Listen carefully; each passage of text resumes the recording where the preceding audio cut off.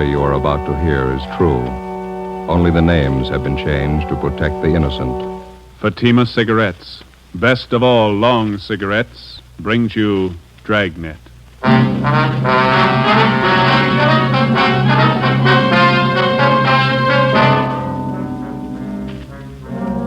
You're a detective sergeant.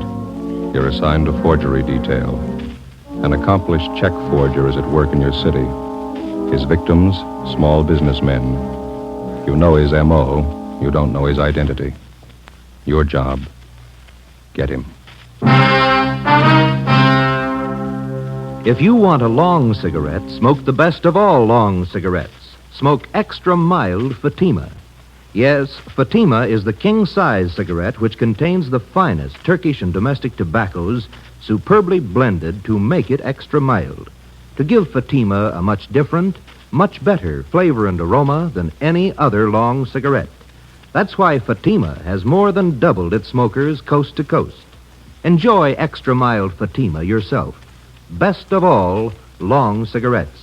It's wise to smoke extra mild Fatima. It's wise to smoke extra mild Fatima.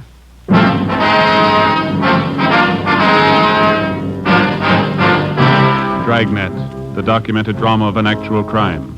For the next 30 minutes, in cooperation with the Los Angeles Police Department, you will travel step by step on the side of the law through an actual case from official police files. From beginning to end, from crime to punishment, Dragnet is the story of your police force in action.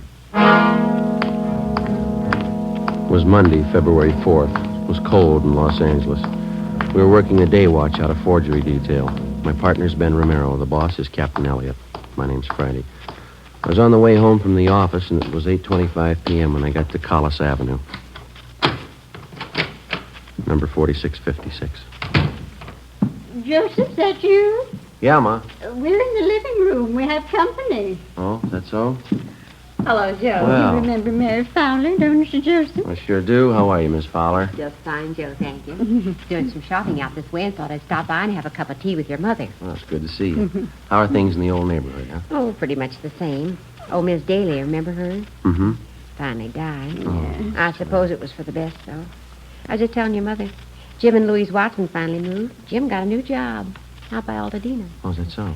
Yeah. My, you certainly looking fine, Joe. Don't you wear your police uniform anymore? Oh, my, no, Mary. Joseph's in the detective bureau now. Hasn't worn his uniform for years. Oh, that's right. I remember now. That note you sent with your Christmas card year before last. What do you do now, Joe? Forgery detail. My partner and I handle bum check cases. My, that certainly must be interesting. Have you had your dinner, Joseph? Yes, ma'am. I stopped at a place out in Santa Monica and had something. Yes, well, Mary brought me some nice coffee cakes. Pineapple filling. Wouldn't you like one with a cup of coffee, Joseph? No, I don't know, Ma. Now, you sit down in your chair there and rest yourself. You always look so tired. You have no idea how hard they work, those young fellas, Mary. You remember Genevieve, don't you, Joe? My oldest girl? Oh, yeah, sure. How is she? Oh, just fine. Lots of boyfriends as usual. Going out all the time. Oh, that's good. She asked to be remembered to you. I think you and Jen were stuck on each other at one time, weren't you, Joe? Oh, we went to a couple of dances in high school. I think she started going steady with another fella, didn't she? Young girls. You never know when they're well off. Here's your coffee, Joseph. Set it here on the end table. Thanks. I don't think I can use it, Ma. It's delicious coffee cake. Smell how fresh it is. Yeah, it's nice. Oh, my, 8:45. I should have left half an hour ago. Oh, you have to go, Mary? Seems our visits are always so short. Well, I got a lot of ironing to do, and I have to make Carl's lunch. He's always so fussy about his lunches. Yes, well, I'll get your coat. Well, it's nice seeing you again, Joe. Do you want to be remembered to Genevieve? Yeah, tell her hello, will you, Miss Fowler? If you're over our way, be sure and drop in and see us, won't you? Genevieve's home at the office by 6. She often says she'd like to see you again. Oh, Mary. Oh, thanks. Good night, Joe. You be sure and come and see us now. Jen will be looking forward to it. Okay, Miss Fowler. Good night. Yeah, well, I'll show you to the door, Mary. You remember strolling neighbors, won't you? All right, dear. I wouldn't do take care of yourself now. Good night. Good night, Mary. Nice person, Mary. She's having a hard time trying to find a husband for Genevieve. Yeah. Hey, Ma, I'm not very hungry. I can't eat now. Oh? shame to waste. That's a lovely coffee cake. Bill and you still on the same case? Yeah, same one. Seems to me it's taken an awfully long time. Well, we've been on it 2 months, yeah. I'll never understand it. How people write bad checks. Always get caught. Well, it's easy living while it lasts. Now, you know what the man's handwriting is like. Don't you know who the man is? Well, we think so, Ma. We're not sure. There's hundreds of check men who work almost alike. Some of them even look alike. There's always a big enough field to pick from. Our problem's picking the right one. Now, I don't know much about it, but the whole thing seems kind of silly to me. Well, how's that? What's this man supposed to be doing? Going around your small neighborhood stores, cashing $15, $20 checks? If he got himself a job, he could probably earn that much in one day doing good, honest work. Yeah. Say, Ben didn't call before I got home, did he? Wasn't he with you? Oh, he was going to interview one of the bum check victims on his way home, a grocery store owner down at Highland Park. It might be him now. Oh, now, don't hang on that phone, Joseph. Your coffee will get cold. Yeah. Friday talking. This is Ben, Joe. Got a partial identification from that grocer's. Nothing great. Which mugshot did he like? Stanley Bubeck. Grocer thinks it might have been the guy who pushed the check. He can't be sure. 33 bum checks passed. Same M.O. Not one positive identification. Something's phony, isn't it? It's got me stopped. We know the endorsements on every one of those checks was written by the same guy. Used practically the same story on every one of his victims. Yeah. Those 33 people are either blind or they're kidding us. Well, there's only one other answer. Huh? We're looking for the wrong man. For 2 months and 2 days in different shopping districts throughout the city, a man described as well-dressed and middle-aged had been passing worthless checks on independent neighborhood businessmen. Most of the victims were proprietors of small shops, meat markets, liquor stores, grocery stores. In none of the cases was the check written for more than $25. With the help of the stats office and our record bureau, we'd gone through the list of experienced checkmen until we found one man whose description and M.O. matched perfectly with that of the suspect. The man's name was Stanley Bubeck. We can't locate him, Captain. Another thing, we can't get a positive identification from any of the victims. And find a suspect they can identify. You've been tracking the guy for 2 months. What's the big mystery? Well, we tabbed the man as Stanley Bubeck, and his record and his M.O., his description, they all tie in perfectly. Now we're not sure it's him. What do you mean? Well, if it is Bubeck, it's almost a sure thing that one of the victims could have made him on one of his mugshots. None of them can make up their minds. Look, maybe one of you two'd like to be captain of forgery for a day, sit in this office and listen to complaints come in over that phone about this guy, the front office, neighborhood businessmen's clubs, retail merchants. They tell me they're trouble, so I'm passing them on to you. Now, whoever this paper hanger is, we want him fast. Lousy little $20 checks. We'd probably have a lot better target if he tried something bigger. And don't think he and 100 other checkmen like him don't know that. You won't find them stealing company paychecks and flooding the town with paper. They take it from the little guy, and they take it in small amounts, but add up those small amounts at the end of the year, and they'll scare you. Yeah, that's the rotten part about it. None of those victims can afford a bad check. That grocer Donnelly stands on his feet all day and at a profit of $10, $15. He gets tagged with one bad check, and he's working for nothing. We've got bulletins out on the suspect to all the small businessmen in town. They've all been alerted. Excuse me. Captain Elliott. Yeah, okay, Don, right away. Don Myers. He went over the handwriting of those last 3 checks, wants to see you. Okay. How about that special bulletin you got out to the prisons on Stanley Bubeck? Any replies? Nothing yet, Skipper. All right, stay on it. Right, let's go, Ben. It's a sour deal. I'd give a right arm for a line on this guy. Yeah. Well, it'd move a lot faster if somebody'd help us follow those checks closer. The way it's running now, we hear about the paper 2 weeks after it's been cashed. The Bubeck thing isn't helping much. No use trying another line till we get it settled. Hi, Don. Oh, hi. Just finished up on those last 3 checks that came in. You want to give them a look? How do they shape up? Well, you can see for yourself. Right here. Yeah? Here are the 3 I just went over. Mm-hmm. And here are half a dozen bad ones for cash last month. The endorsements on this half doesn't match perfectly. And those other 3? Well, I'd say they were endorsed by the same person. Now, look here. Hmm? You can notice the capital letters. Now, he still handles them the same way. Disconnected from the other letters in the first name. See? Yeah. But he connects the capitals in the last name. See? Mm-hmm. Not very bright. Yeah.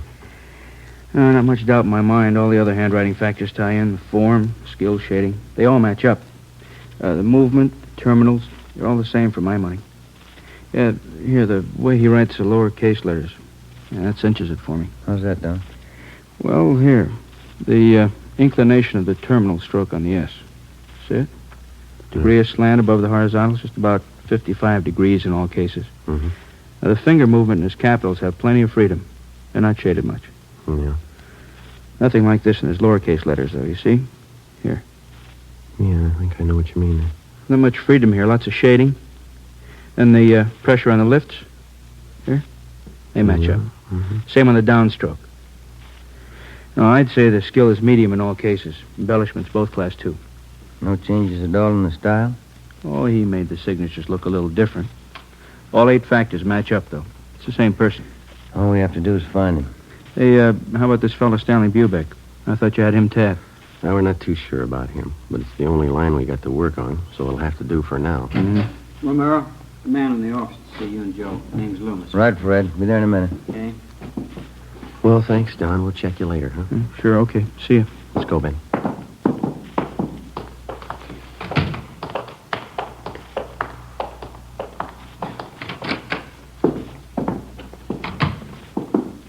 How do you do? You Mr. Loomis? Yes, sir. Sergeant Romero? No, this is Sergeant Romero here. My name's Friday. Oh, How are how do you? you do? What can we do for you? It's about these checks, Sergeant. These right here. Well? You see, I run a delicatessen out on Sunset, and a few days ago, a new customer came in for a few things and paid for them with these checks. He came in twice. Yeah, go ahead. Well, I got the checks back today. They're no good. I tried to look up the man at the address he gave, but there's no such address. Mm-hmm. You can see, one's for $15, the other one's for $20. Yeah. Reason I asked for you, men, is because I know the man who runs the drugstore across the street, George Holmquist. He had some bad checks about a month ago. He said you took care of them. Oh, yeah, I remember. Do you recall the man who passed these checks, Mr. Loomis? Yes, I think I do. He told me he was new in the neighborhood and he was looking for a place to trade. Well, I guess we're all anxious for new business. I took the checks. You got those mug shots there, Ben? Well, yeah. Here we are. Thank you. How about these men, Mr. Loomis? Any of them look anything like the person who passed the checks on you? No. Let's see. This one, yes, it does look like the man in a way. I don't know if I could be absolutely sure. Stanley Bubeck, same M.O. I beg your pardon?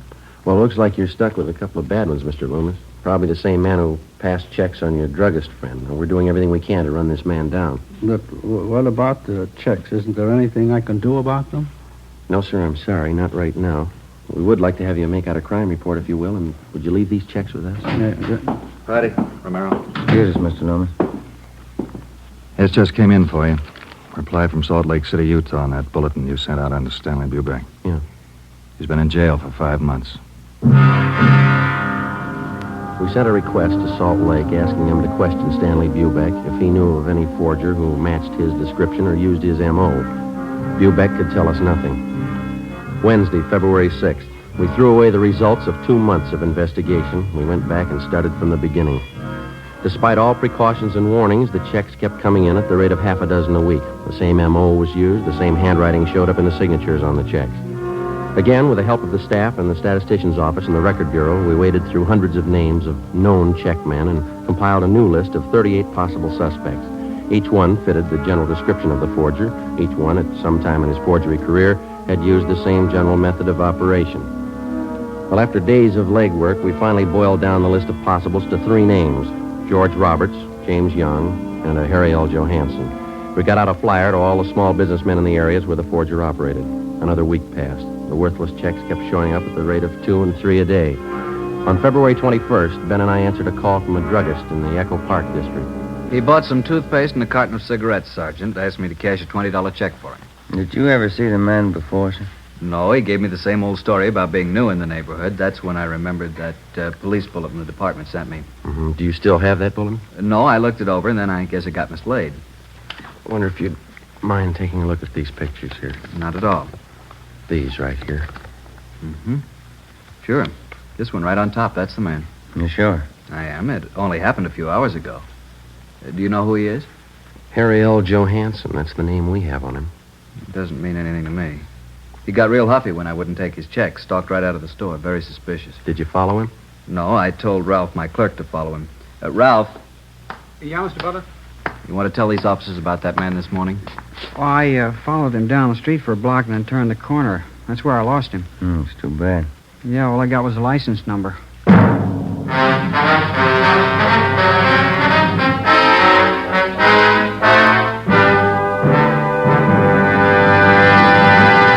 You are listening to Dragnet, the case history of a police investigation presented in the public interest by Fatima Cigarettes. If you smoke a long cigarette, it will be in your interest to listen to a typical case history of a Fatima smoker. It's the case of Northwest Airlines stewardess Jean Matson. You'll see her picture in leading magazines this week. Now, her actual signed statement. There's one thing I really look forward to after a long flight. A good, mild smoke. That's why I prefer king-size Fatima. It's milder than any other long cigarette I've tried. Yes, I agree it's wise to smoke extra mild Fatima. And so do more and more smokers every day. Actual figures show extra mild Fatima has more than doubled its smokers coast to coast. So enjoy extra mild Fatima yourself. The king-size cigarette, which contains the finest Turkish and domestic tobaccos, superbly blended to make it extra mild. You will prefer Fatima's much different, much better flavor and aroma. You will agree. It's wise to smoke extra mild Fatima. It's wise to smoke extra mild Fatima. Best of all, long cigarettes.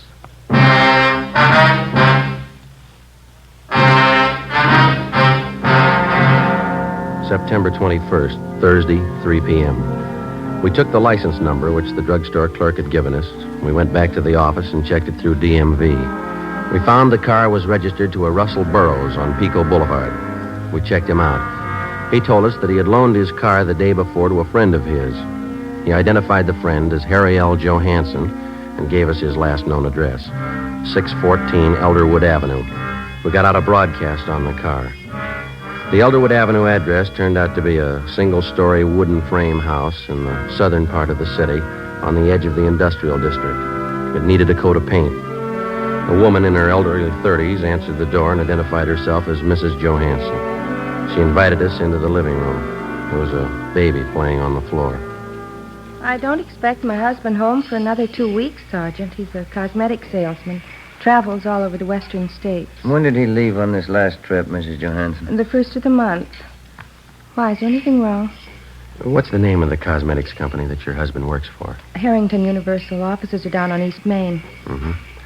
Do you know a friend of your husband's named Russell Burroughs? Yes, I do. He's kind of a friend of the family. Please, Sergeant, if there's anything wrong, I ought to know. We talked to Mr. Burroughs this afternoon. He told us your husband's in town. Burroughs loaned him his car. Harry? That's silly. He's still on the road. He'd certainly let me know if he was coming back early.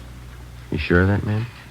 Would you excuse me a minute, Sergeant? I'll have to put the baby to bed. Certainly, ma'am. Come on, Bonnie. I'll be back in a minute. Kind of a funny setup, isn't it? How do you mean? Well, if Johansson's pushing bum checks, the money isn't going into his home here. Wife doesn't act like she knows anything. Seems cooperative. Afraid we're going to have to level with her if we're going to find out anything, huh? Mm-hmm. You sure got a cute little girl. I'm sorry, Sergeant. It's perfectly all right. Just a few more questions. Is it possible that your husband could be in town and you might not know it? I mean, could he be staying with a friend or some relatives? No, if Harry was in town, he'd come home. Why would he stay with anyone else? When did you last hear from your husband? Last week. He wrote from San Francisco. The letter's right there on the mantel. Oh, huh. Well, besides that letter, do you have any other samples of your husband's handwriting around the house? Well, I think so, yes. Where did you say you were from? Central Division, Forgery Detail. You investigate checks, bad checks. Yes, ma'am, that's right. And you know about my husband. His prison record, yes. Harry promised me he was through with all that. He gave me his word. Sorry, ma'am. About a month ago, he had some extra money. He wouldn't tell me where he got it. Look, Sergeant, maybe you've made a mistake. Maybe it's not Harry at all. You're not sure, are you? Did your husband use the phone much? I mean, for out-of-town calls, say? No. Just that one toll call, a Long Beach number, I think. He has a business friend down there he used to call. Do you know the number, ma'am? I can show you. It's on last month's phone bill. Please, Sergeant, if Harry's done something wrong, he did it for us. Me and the baby. Harry's not bad. Yes, ma'am. He's done something. He did it for us. Harry hasn't had it easy. He wanted to get things for the baby. Clothes, a better house. All he wanted was a little happiness. A little happiness. You had it wrong, ma'am. You don't buy it with bum checks.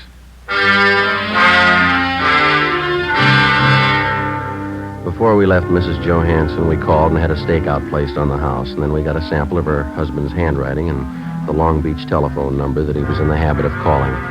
The next morning, Don Myers in handwriting compared Harry Johansson's letter with the signatures on the worthless checks.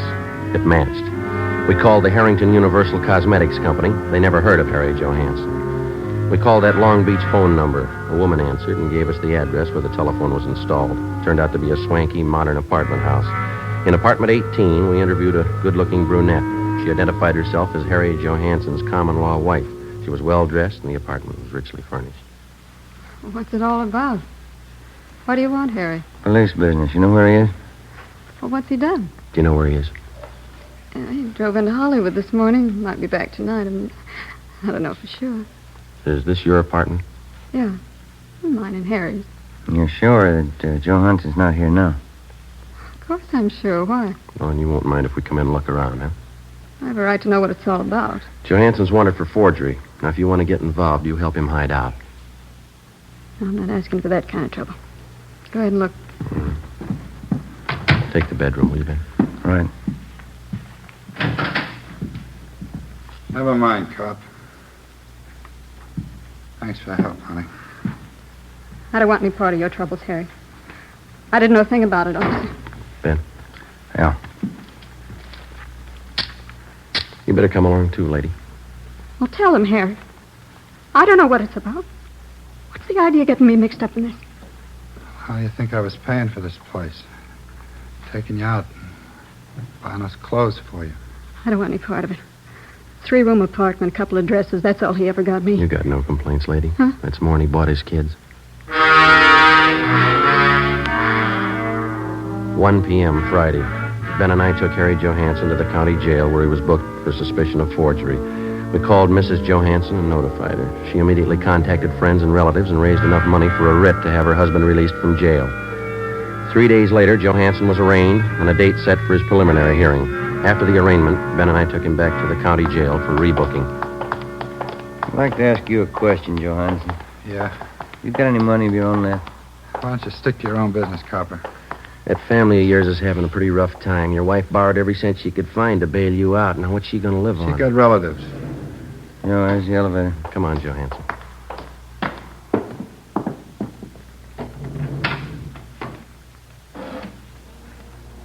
They're not going to put me back in Folsom.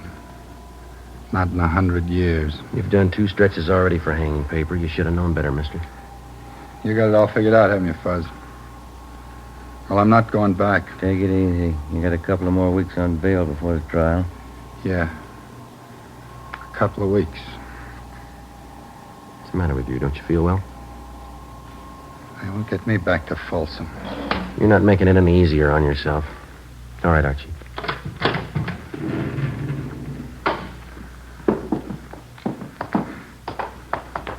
Don't you cops understand? I hate it. Every lousy bit of it. I'm not going back to Folsom. I'm not going back. Now, do you understand? It's a good idea, mister. You remember that when you get out. We booked Harry Johansson in the county jail. His bail was continued, and he was released pending a trial. During the next week, along with the district attorney's office, Ben and I helped prepare the case against Johansson. 3 days before the trial opened, we had a phone call from Mrs. Johansson. She told us that her husband had disappeared. Well, there was nothing we could do until he actually failed to appear in Superior Court at the appointed time. On Monday, April 3rd, the case of the State versus Harry L. Johansson officially opened. The defendant failed to show. A bench warrant was immediately issued, and we got out a broadcast and an APB on the suspect. Stakeouts were placed in his house and at the apartment of his common-law wife. 2 days passed. No sign of him. Nothing, Joe. Bumley just checked it out. Yeah. How about those 2 ex-con pals of Johansson's? Did you check with them? Yeah, nothing there. I don't see how I can last out much longer. One suit of clothes, no money. You still got a checkbook. When did the skipper say he was coming back? On 7:30 tonight. 7:15 now. I'll get it. Forgery, Friday. Joseph, this is your mother. Oh, yeah. Hi, Ma. I forgot to tell you when you called earlier. You're supposed to be home tonight by 8 o'clock. What's that, Ma? Mary Fowler, she's coming over to visit tonight, and Genevieve's coming with her. Yeah, well, look, will you try to explain to them that I'm working and I can't get away, huh? Well, all right, Joseph, I'll try. If I possibly can, I'll try to make it home by 10. Will that be all right? Well, all right, Joseph, I'll see what I can do. Genevieve's going to be disappointed. Yeah. If I'm later than that, don't wait up for me, huh? Yes, all right then. Bye, Ma. Yes. Bye, Joseph. Oh, hi, Skipper. The call just came in. Yeah? They found Johansson. Captain Elliott, Ben, and I drove out the highway to the Tahunga Wash. We turned off and headed into the Mount Gleason area. Captain Elliott directed us onto a dirt road. Halfway up one of the mountains, we spotted a group of cars pulled off on the shoulder of the road. We parked behind them, got out, and started over. Who found the car, Skipper? One of the people living back in the hills. Spotted it on his way home from work. Coroner got here in a hurry. Yeah. Hi, Dave. Oh, how you doing, Joe? Captain Elliott. How long's he been dead? Since last night, I figure. Come on over. You talked to the man who found Johansson's body, Dave? Yeah, he didn't touch a thing. What'd you find? Powder burns on the temple, powder on the hands. Boys from homicide found the note. It's on the seat right next to him. Here it is, here. It's been checked. Yeah, thanks. All ties in, huh, Dave? Pretty tight, yeah. Gene Bechtel from homicide wants to talk to you, Captain. Okay, be right back, Joe. Right. Who do you address the note to, Joe? His wife? No, the girlfriend. Look what he wrote it on. Yeah, blank check.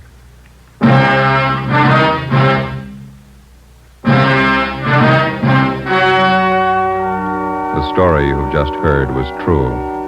Only the names were changed to protect the innocent. On April 9th, an inquest was held in the coroner's office on the main floor of the Hall of Justice, Los Angeles, California. In a moment, the results of that inquest. And now, here is our star, Jack Webb. Thank you. The working detective comes in contact with many people in his daily tour of duty, people who are willing to cooperate and those who won't even try. It's a difficult task, but the police officer has been trained to try to please everybody to the best of his ability.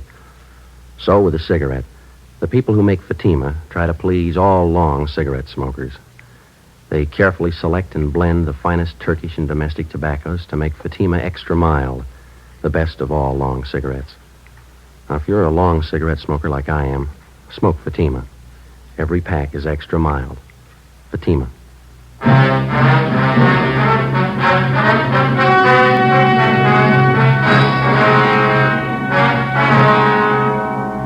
On April 9th, the coroner's jury returned a verdict that the death of Harry L. Johansson was caused by a gunshot wound in the head, self-inflicted.